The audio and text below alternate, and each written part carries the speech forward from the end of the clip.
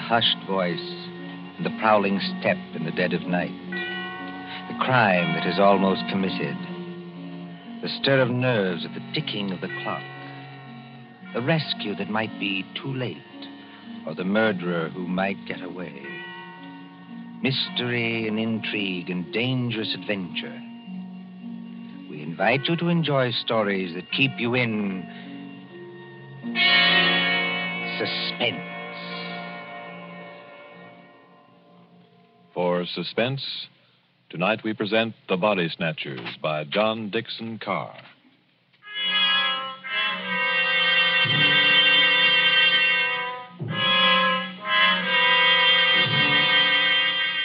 Beware of the body snatcher who prowls after dark. Beware of the graves he robs. Beware of the murders he commits to provide new corpses for the doctors. Up to the year 1832, the body snatchers terrorized England. According to the law, only 4 bodies a year could legally be supplied to the surgeons for anatomical study. And even these were a monopoly granted to the Barbers and Surgeons Company of London. But the study of surgery had to go on. In hundreds of medical schools all over England, perfectly reputable doctors were compelled to buy bodies and ask no questions. In 1828, burst the scandal of Burke and Hare, who found grave robbing too slow and murdered 16 persons in order to supply Dr. Knox of Edinburgh. And so, out of basic good purpose, sprang the evil of the body snatcher.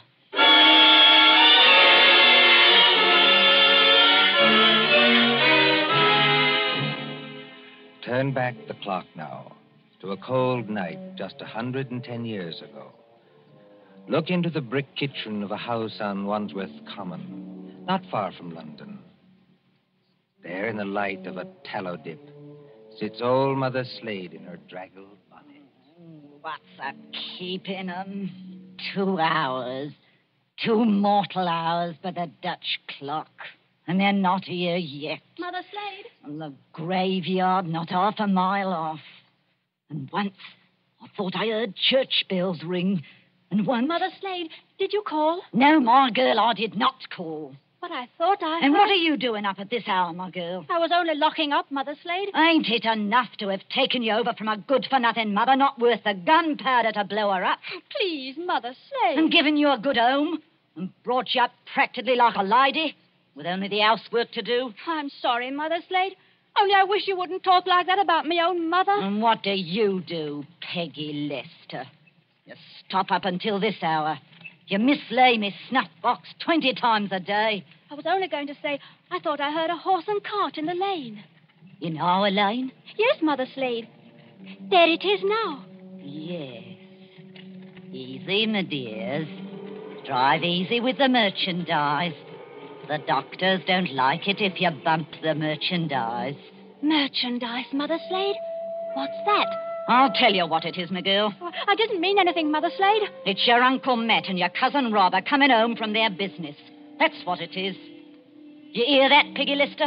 I didn't mislay your snuff box. It's on the table. And if you don't want me to take my fingernails to you instead of a strap, you get on up to bed this minute, do you? Yes, Mother Slade.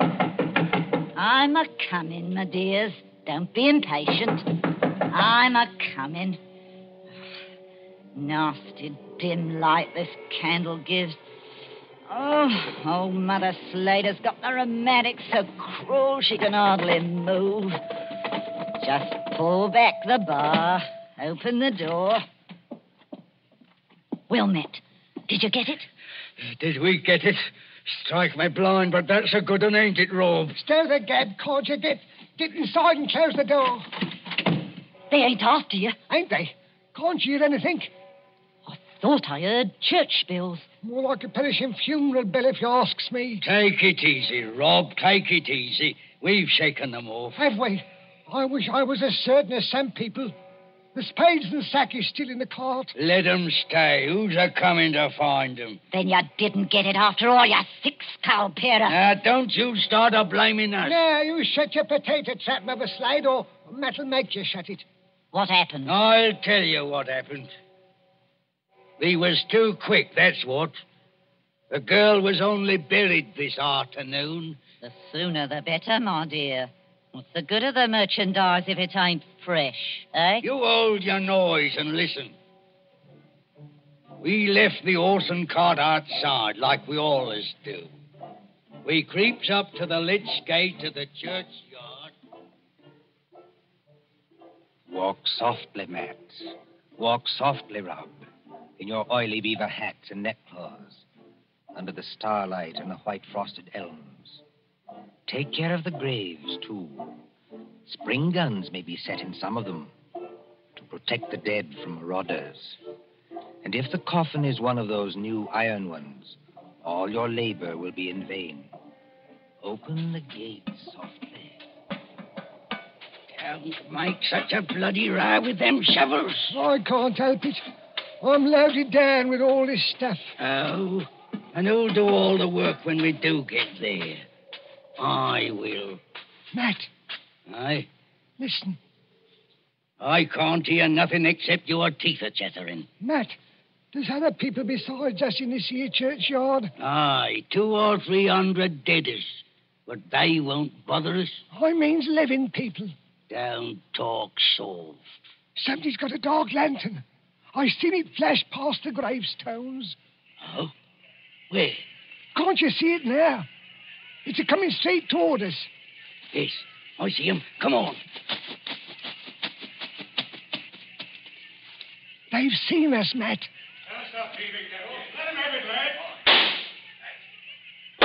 He's got it, Rob. Down behind the gravestones. Crouch down. They can't shoot through stone. Matt, it says here, sacred to the memory It's of... the girl's relatives. They've been watching her grave. All the way, boys. If they want to get out now, they'll have to climb the wall. Oh, Struth. If only I had me barkers.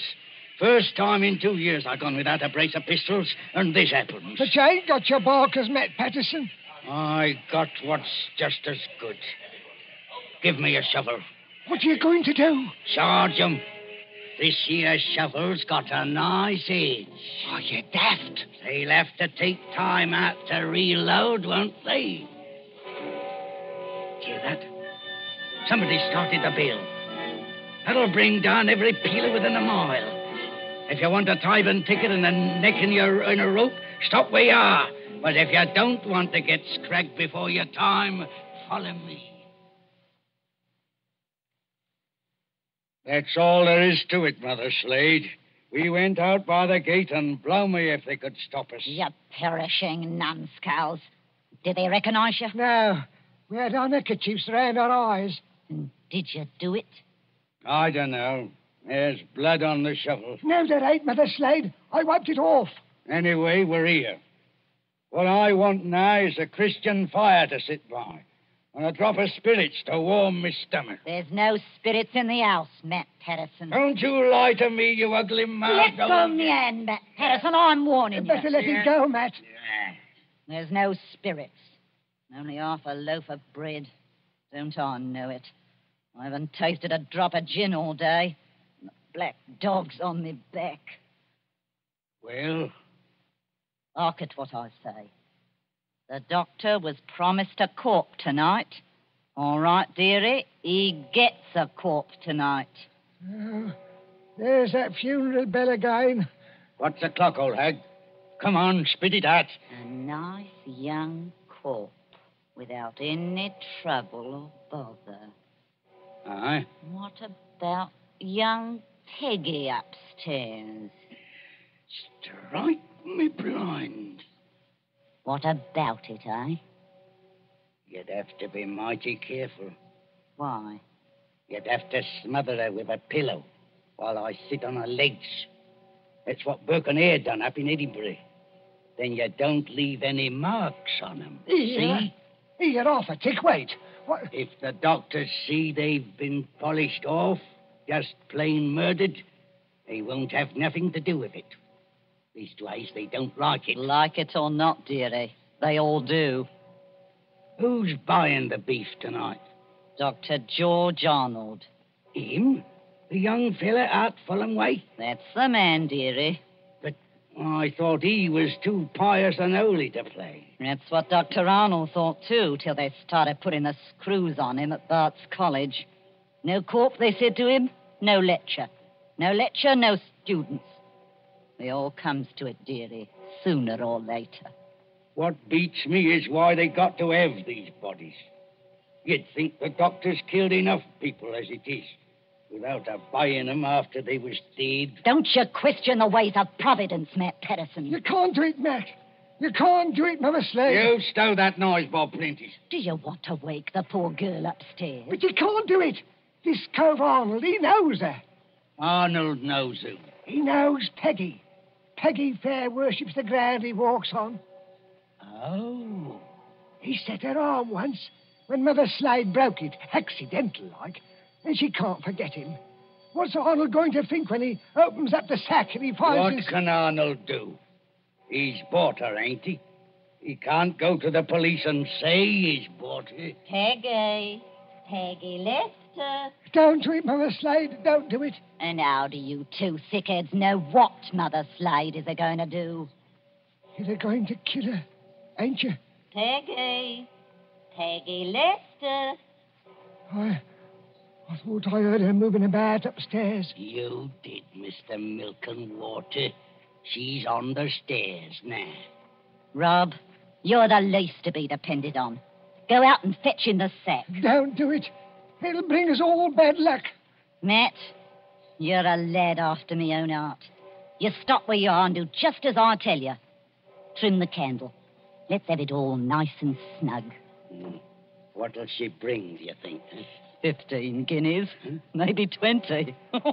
Maybe more. 20 guineas? Strike me blind. But this is a way of doing business that I like. Listen. Did you call me Mother Slade? That's right, my ducky. That's right, my little pet. Put your wrapper round you and your slippers to keep your feet warm and come right down here to Mother Slade. I'm coming, Mother Slade. I'm coming.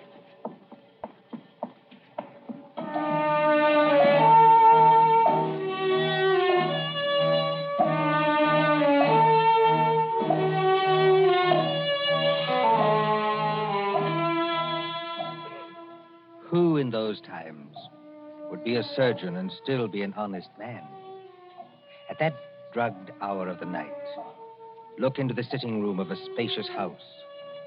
Many candles are still alight there, though they have burned down nearly to their silver sockets. There is Chinese paper on the walls and a Turkey carpet underfoot. In front of the fire, now almost out, sits Dr. George Arnold with his bottle green coat and heavy hair.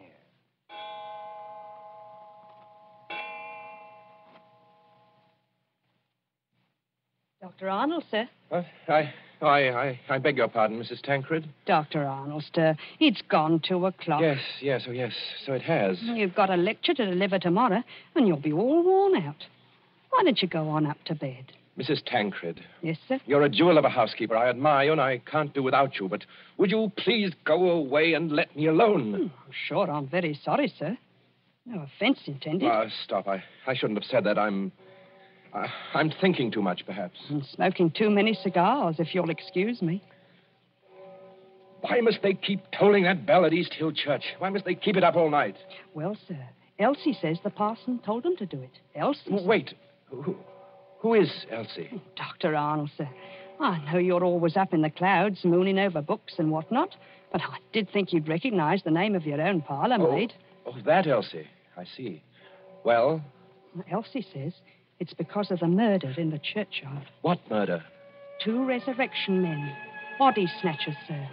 Oh, you wouldn't know anything about such people. No, of course not. They were caught trying to rob a grave, but they got away. One of them was a horrible big fella. Split Willie Kendrick's head open with the edge of a shovel. Is anything wrong, sir? No, not exactly. Well, I thought for a second, seeing how you looked. Did they get the body? Yes, sir. It was Willie Kendrick. His head was split open with a shovel. No, I mean, did these resurrection men get what they were after? No, sir. Thank God. Oh, you may well say that, Doctor. Well, I wasn't exactly speaking in the religious sense, but never mind. Well, Elsie says there are what she calls peelers all over the place. Peelers? Yes, these new policemen. After Sir Robert Peel. And somebody from the new detective police that they're using instead of the Bow Street runners. Well, Mrs. Tancred, I'm going to smoke one more cigar, and then I'm going to bed. Very good, sir. You see, sometimes you give orders, then it's too late to recall them. Whatever the medical practice is, you can't look your conscience in the face afterwards. Then, I can't tell you how or why, a miracle comes along and saves you, and you're free. What was that? Sounds like a horse and cart in the drive, sir. Mrs. Tancred. Yes, Doctor. Will you please go upstairs? Now, make haste. But if it's visitors, sir, or even a patient... Mrs. Tancred, you heard my instructions. Obey them. Sir, there's the front door Yes, bell. I heard it. For the last time, go away. I will admit whatever visitors we have. Yes, sir.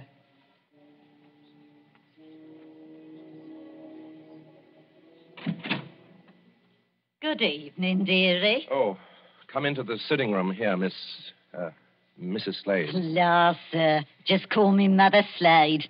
You don't hardly seem natural or friendly to hear anything else. It's a pleasure to curtsy to you, Doctor. Coo. What a lovely room. I suppose... Your candles is going out, though. One by one. Poof. Then you'll be in the dark. I suppose you've come to report failure. Failure, dearie? I understand you didn't get what you went after. Bless you, dearie. We got something just as good. Finest piece of merchandise you ever saw. You haven't got it here. Bless you, dearie. Mother Slade always keeps her word. Bring the merchandise in, my dears, so the doctor can see it. Quiet, please. Oh, of course, dearie, I forgot. Thank you, The big fellow with the black eyebrows is Uncle Matt. The little fellow with the watery eyes is Cousin Rob. And between them, in that sack, they're carrying... Well, who is it in the sack? 19-year-old girl, dearie. Finest anatomical specimen you ever saw. Merciful Where do you want this here thing dumped, Governor? Easy now, Matt. Why did you bring it here? That's where you told us to bring it, dearie. I mean, why did you bring it to the front door? Why not to the surgery? Only place in the house where there was lights, Governor. Hurry up now. Where do you want it? Well, take it... Yes, dearie? Take it over and put it in the cupboard there, where I'm pointing. This cupboard here, sir. Yes, then close the cupboard door. Shame on you two. Tracking your muddy boots over the doctor's lovely turkey carpet. Easy, my dears, easy now. All right, Robin. She goes. Don't bruise the merchandise. Whatever you do, don't bruise the merchandise. Right, me blind. What's the odds? She can't feel it now. There's your body, Mr. Sawbones. Now, let's see your money. Well, just one moment before I give it to you. There ain't no itch in this, is there? Better not be. No, I made a bargain with you, and I'll stick to it. Thank ye. That's uncommon genteel of you. Kindly stand back, sir. You're 2 stone of fat heavier than I am, and you don't impress me. Easy, Matt. Take it easy. I want to ask only one question. Where did you get that body? That's a question, dearie, what people in your profession don't ask. Why not? 'Cause they don't dare. That's why. Would the police be interested in where you got the body? No, dearie. Not half so interested in as where we brought it. To your house. It's your responsibility now. Yes, I suppose it is. The victim wouldn't be, by any chance, that pretty little girl you used to treat so unmercifully? You hold your noise about how I treated her. I was rather fond of Peggy. Strike me blind. I think the Sawbones... Oh, get out of this house, all of you. Go on, get out. Not without that money, dearie. It's 20 guineas now. There's money on the table under that newspaper. Take what you want, and get out of here before I... Oh, what was that? Aye. What was it? A late visitor, I imagine. Was you expecting anybody? Eh? No. Don't drop the lovely money, Rob. Don't drop it all over the carpet. Pick it up. Is it back way, are they? Yes, it's the way you should have come. Through that arch and down the passage. Thank you for the rhino, Governor. And no games, mind you, if you know what's good for you. Good night, dearie. Remember, you've got the body now. Yes. I've got the body now. Poor little devil. Dr. Arnold, sir. In heaven's name, Mrs. Tancred, haven't you gone to bed yet? I had to get up, sir, to answer the bell. Yes, of course. I'm sorry. Dr. Arnold, what's the matter with you? Matter? You're as white as a ghost, and you're almost crying. Am I? Well, we must remedy that. Oh, it's so dark in here, I could barely see you sitting there. The candles going out, one after another. Nothing but smoke and an ugly smell of grease, and that cupboard door. What about that cupboard door? Oh, I always declare, sir, it won't keep shut without any latch or bolt, if you'll excuse the liberty. Mrs. Tancred, keep away from that cupboard. Dr. Arnold, sir. Are you ill or anything? No, but keep away from that cupboard. Who rang the bell? Oh, dear, I was almost forgetting. It's that man Elsie was talking to us about. What man? The officer of the detective police, sir. He wants to see you. Well, I'll see him, but in some other room, not here. It's as you say, there's not enough light. Not a bit of it, Doctor, not a bit of it. Never too dark, as you might say, where the police are concerned. I couldn't help it, sir. He must have followed me down the hall. Are you... That's right, Doctor. I'm Stalker at your service. Inspector Stalker. Well, how do you do, Inspector? Mrs. Tancred, you may go. By your leave, sir. I'll just get some more candles and put them in that bracket by the cupboard. It's not in use. No, you needn't trouble. It's no trouble, sir. Excuse me. First of all, Doctor, I must apologize for intruding as late as this. Not at all, Inspector. Will you be seated? Thank you, sir. Thank you kindly. Now, I dare say you're wondering why I'm here. Well, yes, I am, rather. It's a bad business, Doctor. A very bad business. You mean the murder in the churchyard? Oh, you've heard about it. Well, my housekeeper said something about a man being killed with a shovel. That's right, Doctor. Not much doubt about who did that. No? No, the little fella dropped his dark lantern with the initials on it. They're professional body snatchers. We've had our eye on them for a long time. Speaking of body snatchers, Doctor... Well? I expect this anatomy law is pretty hard on you surgeons. It's an infamous law, sir.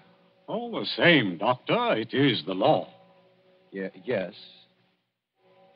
And if any surgeon happened to be caught with a body, especially a murdered body... What are you hinting at? Oh, nothing, Doctor, nothing. By your leave, I only want to ask a question. Well? What time did your friends leave? Now, come, Doctor. As one man of the world to another, do you see any green in my eye? You are not going to say you had no guests when their horse and cart are still at your front door. They didn't get away. No, Doctor, they didn't. They made a little reception committee as they left by the back door. Darby's on the wrists. Snap. Just as I might reach out and touch your wrist. Like this. What do you mean by Darby's? Handcuffs. I've got a pair in my pocket. Gags into their mouths. That's to keep them from biting. Look, do we have to go on with this? You already seem to know everything I could tell you. Not exactly everything. I don't know, for instance, where you've hidden the girl's body. You're a very diligent man, Inspector Stalker. Thank you, sir. I try to do my duty. You said a girl? These gin-muddled degenerates have been watched every second since they left East Hill Churchyard. They hadn't a body then, but they brought one here. And there's only one other person who lives in the same house with them. Dr. Arnold, sir. Mrs. Tancred, listen to me. Yes, sir? Must you always break in with the most completely ill-timed entrances at all the worst period of my life? I was only trying to be helpful, sir. That's right, madam. Always be helpful. You had to have some light. Here's the candles, sir. 5 of them, in a big candelabrum. We can hang them in the bracket. Ma'am, hold up that light. Hold it high. Really, sir? I'm not in the habit of being spoken to as Hold it high, I tell you. Do as the inspector tells you, Mrs. Tancred. This is a very fine carpet you've got here, Doctor. Yes, others have admired it tonight. But it oughtn't to have footprints on it. Muddy footprints. Footprints leading from the door, past the sofa, past the hearth, over To that cupboard. Quite correct. I think that's done it, Dr. Arnold. I think it has, Inspector Stalker. We couldn't have proved anything against you for that churchyard business, but this... Let me open Bluebeard's cupboard, Inspector. Let me be the first to show you what's inside. You wanted a certain body. It appears you've come to the right place. Now, look. Lord Almighty. I'm the body, Mr. Police. Standing up, I'm very much alive. And I'm wearing a nice new dress that the doctor gave me. That I gave you. Don't say anything. Please don't say anything. Stop a bit, miss. Aren't you Peggy Lester? Yes. Just because the doctor has to be so terribly respectable and a girl who's fond of him has to come here in secret. Wait a minute, everybody. Peggy Lester, you're lying. I am not lying. So that's it. Why didn't I guess it? It's the oldest body snatcher's trick in the world. Is it? Of course, the old pinch penny like Mother Slade couldn't sacrifice a good household grudge. Of course they brought the body here, instead of taking it to the surgery, where it might get locked up.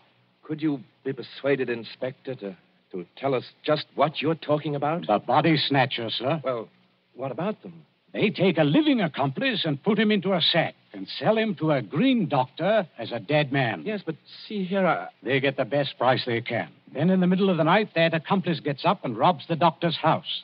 And the doctor can't tell us because he's bought illegal goods. I never intended to go through with it. No, young woman? I tell you, I wasn't going to rob the house. They made me do this. I was going to tell Dr. Arnold. When I found out where they were taking me, I pretended to go through with it so I could warn the doctor. They can hurt so much, you'll agree to almost anything. Oh, that sounds like the truth, but it puts me in a funny position and no mistake. Well, your three murderers, Inspector, seem to be leaving. Yes, they're leaving right enough. Trussed up like fowls and under guard.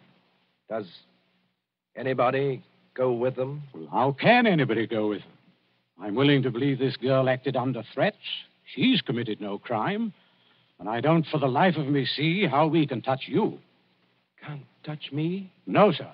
And confound you for making me lose a night's sleep. There's no body.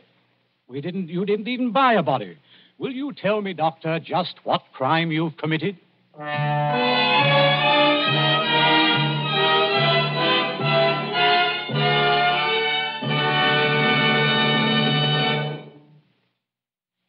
And so ends The Body Snatchers, a story of London at midnight, 100 years ago.